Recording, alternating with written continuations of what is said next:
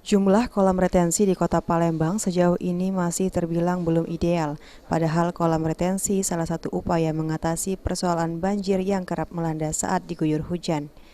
Diketahui, total kolam retensi di Kota Palembang sebanyak 46 kolam retensi yang tersebar di wilayah Palembang. Kebutuhan kolam retensi di Palembang seharusnya 77 kolam retensi. Selain kolam retensi, upaya lain untuk mengatasi permasalahan banjir, Pemkot Palembang juga berupaya mengoptimalkan pompa C serta menerbitkan bangunan liar yang berdiri di atas saluran air, menyebabkan penyempitan saluran sehingga terjadi genangan air. Normalisasi kita bersyukur karena ada normalisasi tidak ada kendala sekarang ini. Kemudian Sungai Aur itu Palembang Timur, Sungai Aur. Nah, yang bendung ini yang sekarang ini masih bermasalah.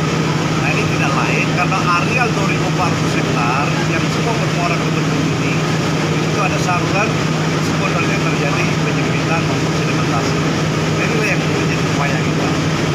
Oke, saya mengimbau kepada masyarakat terkait dengan sering terjadi genangan ini, mari budaya gotong royong yang sudah kita bangun dan begitu terus kita lakukan supaya aliran air di sungai kita tidak terhambat. Harnojoyo juga menghimbau kepada masyarakat Kota Palembang untuk mendukung pemerintah mengatasi permasalahan banjir dengan rutin melakukan gotong royong serta tidak membuang sampah sembarangan. Abidin Riwanto, PAL TV.